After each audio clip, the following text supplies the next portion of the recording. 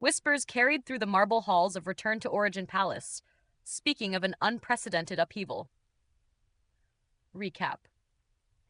Alchemy Emperor of the Divine Dao, chapter 1952-1956, unfolds with Ling Han, the unassuming yet formidable fourth uncle, standing silent against the arrogance of Liu Xing, the prideful ninth disciple of Xiao Lixing. Dawn had barely touched the city when Liu Xing arrived, expecting to charm and boast, only to find Zhu Zijun already whisked away by forces unseen.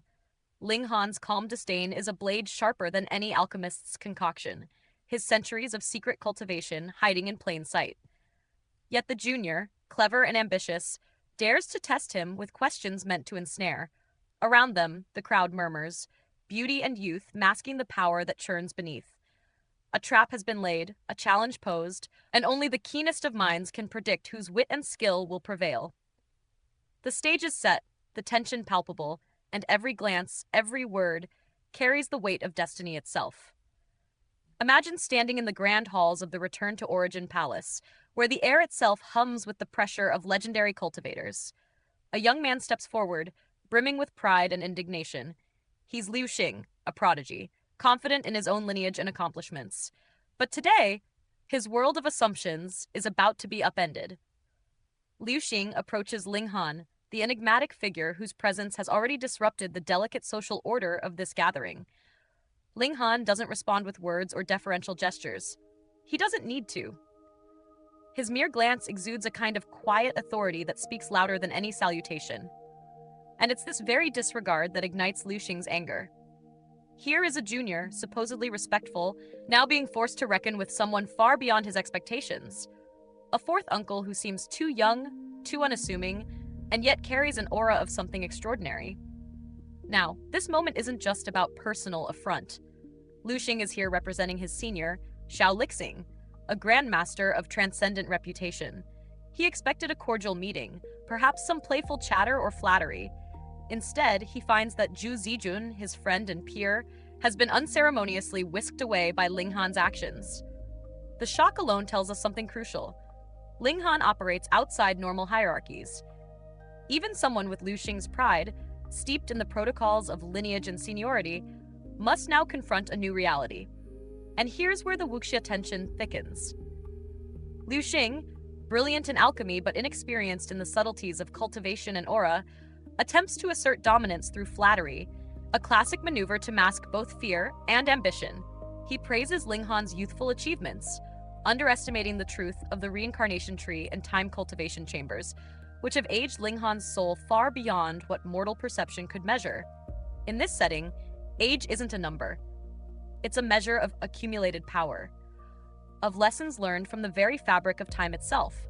Then, Hu Niu enters the scene, a character whose innocence is disarming, yet hides formidable strength. Her glare alone is enough to unsettle Liu Xing, reminding the audience that in this world, appearances are deceptive and power often comes from the most unexpected sources. This moment highlights a recurring theme in Xianxia storytelling. Cultivation is as much about inner resolve and presence as it is about technique. Liu Xing's next move reveals his strategy. He pretends to seek guidance, cloaking his challenge in the guise of respect. But this is a trap, a cunning test of Ling Han's knowledge and composure.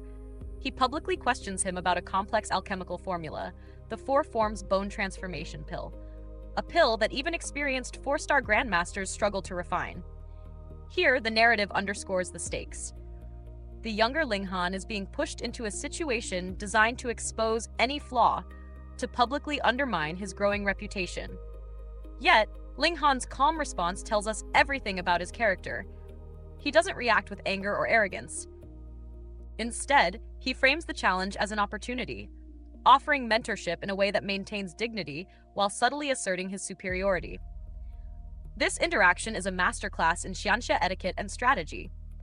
True power is shown not just through force, but through composure, insight, and understanding of both human and alchemical nature. From a cultivation perspective, this chapter also illustrates the interplay between theoretical knowledge and practical skill. Ling Han's mastery of theoretical alchemy, aided by the reincarnation tree, provides him a vast reservoir of wisdom. However, the practical challenges, like accurately balancing the ingredients of a three-star pill, highlight the constant tension between potential and execution. It's a reminder that even prodigies must navigate the delicate dance between learning, practice, and the unpredictable variables of the world. And as we watch Liu Xing's smugness slowly unravel, we see a classic Xianxia motif, the hubris of youth confronted by the wisdom of experience. It's not brute strength that defines the moment, but understanding, patience, and the subtle manipulation of social and mystical forces. Ling Han's rise is quiet yet unmistakable, signaling to the audience that the true tests of a cultivator often lie not in open combat, but in these nuanced, high-stakes encounters. So, we leave this scene with a tension that stretches beyond the immediate confrontation. Ling Han has proven, even in stillness, that he is a force to be reckoned with. Liu Xing's challenge has exposed more about himself than his supposed senior uncle. And for the viewers, it's a tantalizing question. In a world where age, rank, and lineage can be defied, how will our young master navigate the treacherous currents of power, respect, and alchemy next? Imagine standing at the center of a room buzzing with anticipation, where every eye is fixed on a single figure.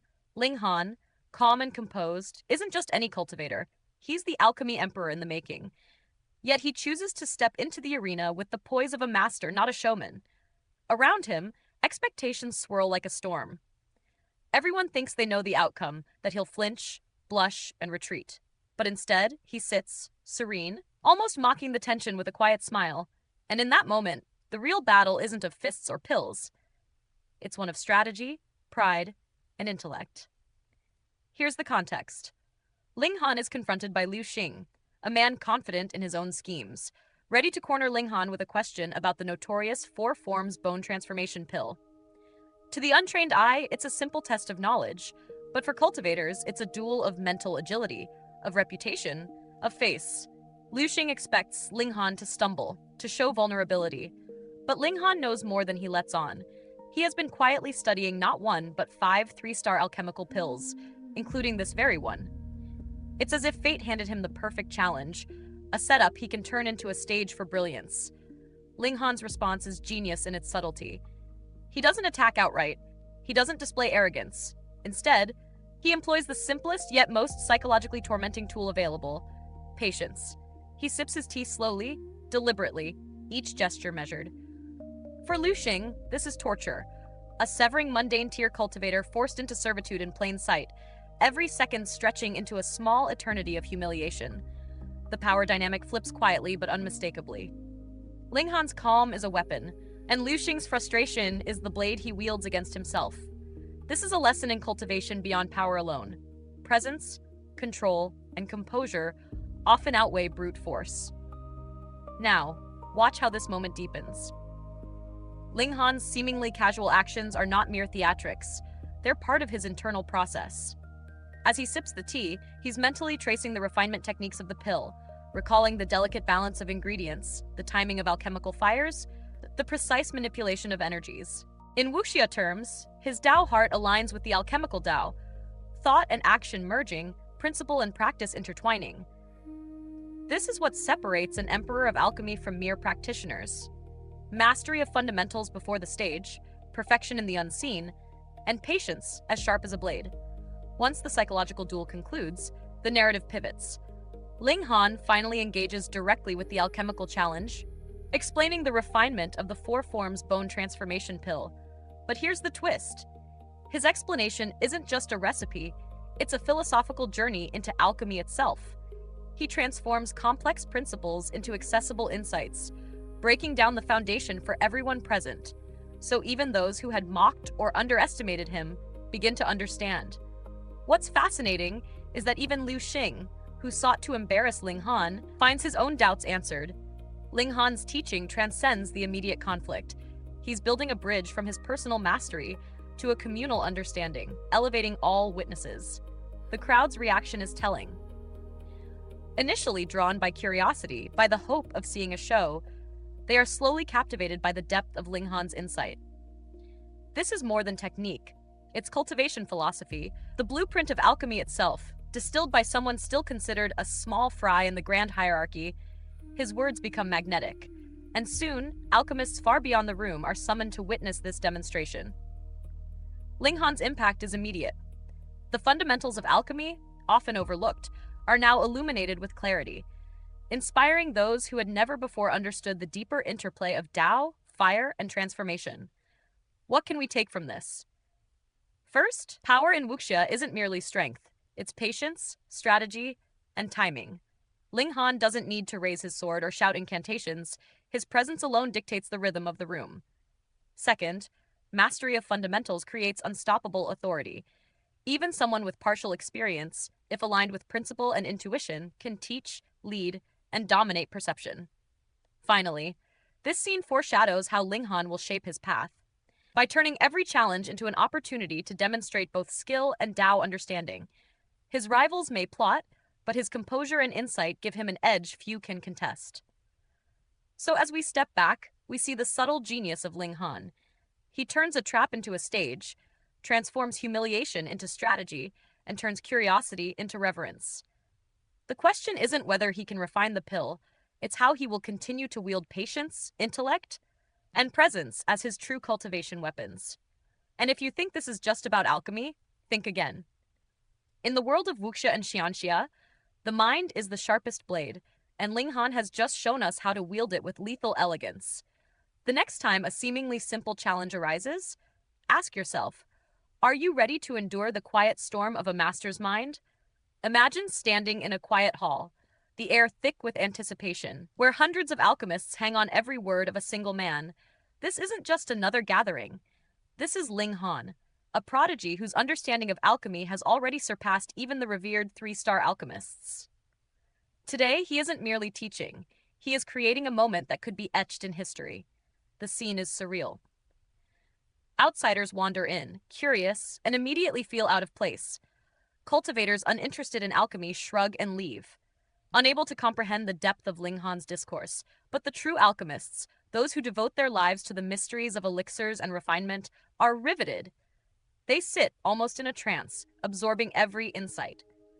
There's a hush over the crowd, an almost religious reverence, as if Ling Han's voice alone could shape destiny itself. Now, think about the magnitude of this. Ling Han, still not a grandmaster, commands the respect of the most accomplished alchemists around him. Three-star alchemists, masters of their craft, bow deeply, not out of obligation but out of genuine awe. They recognize that he is bridging gaps in their understanding, pushing alchemy forward in ways that might not be seen again for 100 billion years. The weight of that realization hits the mind. The Eastern Celestial Realm is witnessing the rise of a future 5-star alchemist. Even those who came with ill intent, like Liu Xing, find themselves humbled. He arrived seeking to belittle Ling Han, but instead becomes a witness to his burgeoning legend. And in a moment that reveals Ling Han's character, he doesn't retaliate. Instead, he offers Liu Xing sincere advice. Cultivate your heart, focus on your craft, and strive to be a better person. This is more than mercy. It's the mark of someone whose strength allows him to rise above pettiness, transforming potential adversaries into allies, or at least into those who respect him. Following this, Ling Han's world doesn't pause.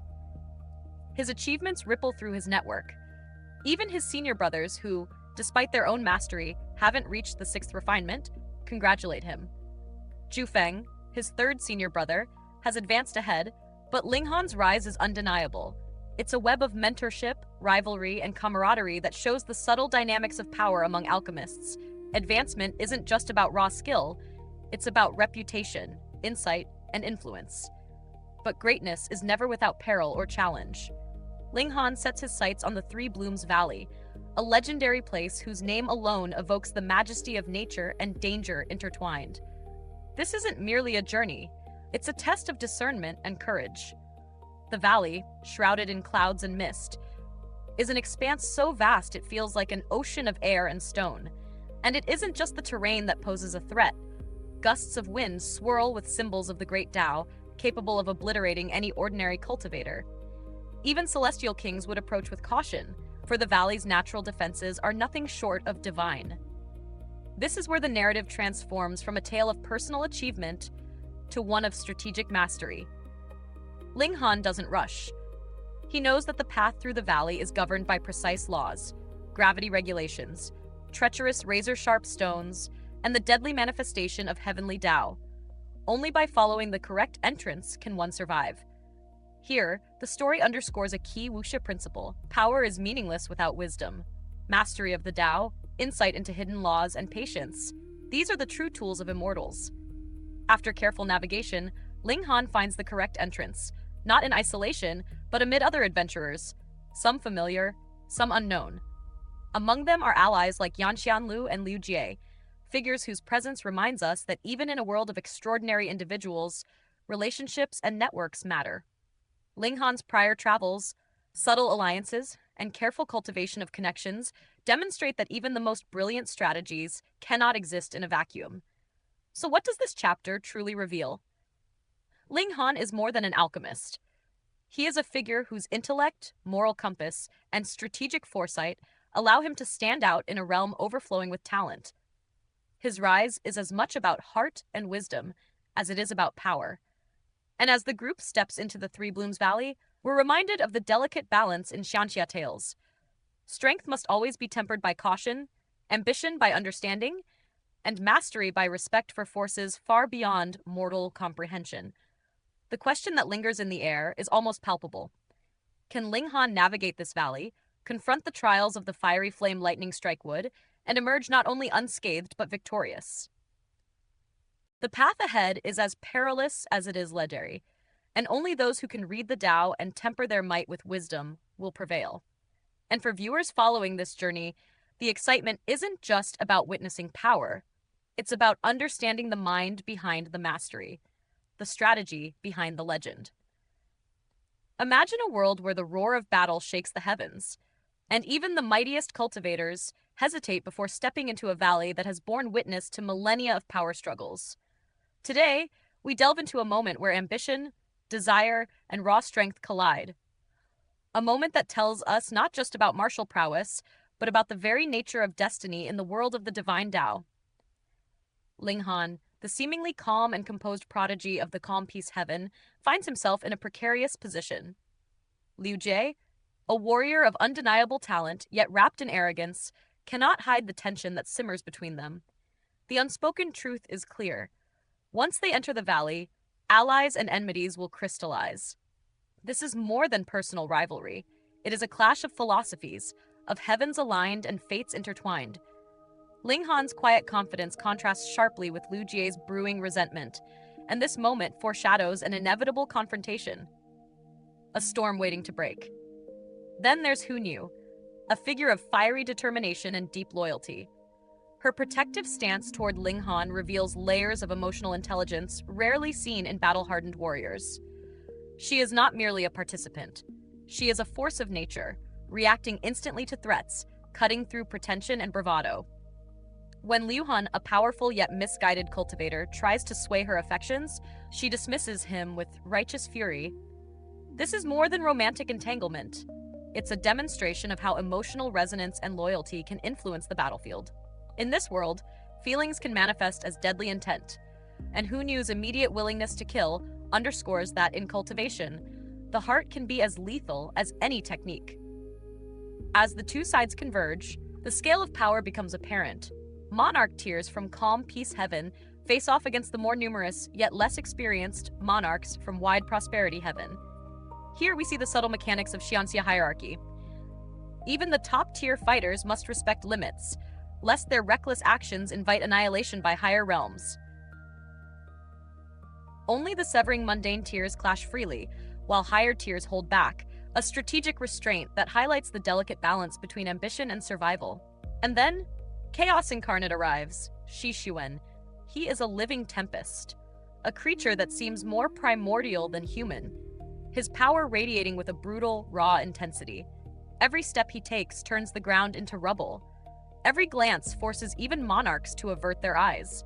His presence is a masterclass in fear projection. It's not just his cultivation that dominates, it's his sheer, then unbridled aura that declares, "I am danger incarnate." Ling Han remains composed, his divine sword eye technique neutralizing the raw force of Shi Xuan's initial strike. This is a perfect illustration of how control and precision can rival sheer power, a recurring theme in the art of cultivation. The ensuing clash between Shi Shiwen and Hu Nu is spectacular, almost cinematic in its intensity. Divine fetus manifestations clash, shaking the valley with explosive force. Here, the narrative is not merely about who lands the stronger blow. It's about strategy, cultivation synergy, and the balance of power. Even prodigies who have cultivated for billions of years can be humbled by the right combination of skill, courage, and tactical awareness. Hu Nu, fueled by loyalty and excitement, becomes a counterpart to Shi Xuan's primal ferocity, demonstrating that in this world, emotional resonance can amplify martial capability in extraordinary ways. What stands out most in this scene is how the author interweaves personal stakes with cosmic scale power. Ling Han's calmness, Hu Nu's loyalty, Shi Xuan's primal dominance. All these threads reveal a world where emotional depth and martial might are inseparable.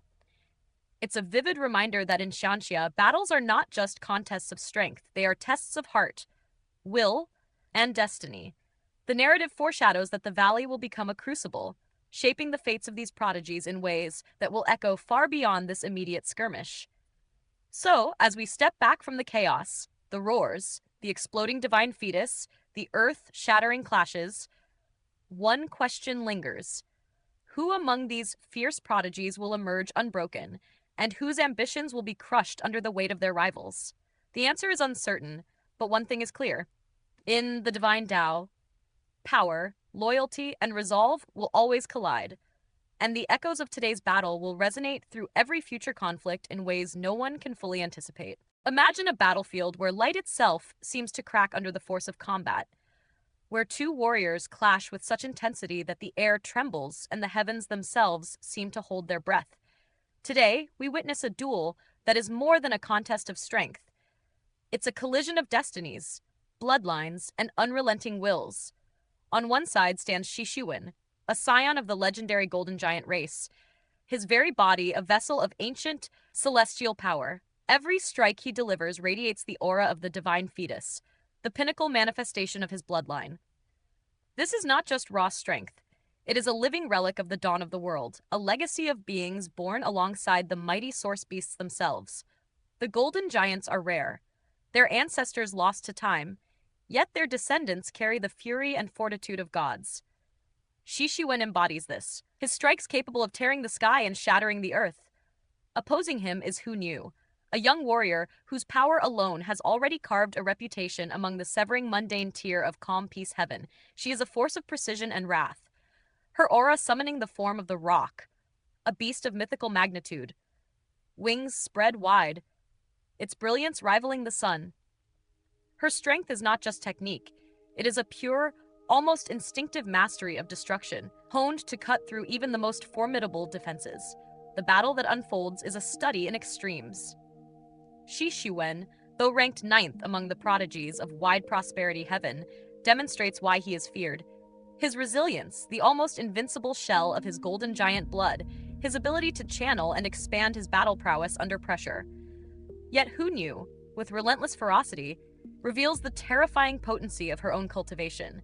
Each blow she strikes is not only precise, it is transformative, forcing Shi Shiwen to adapt or be torn apart.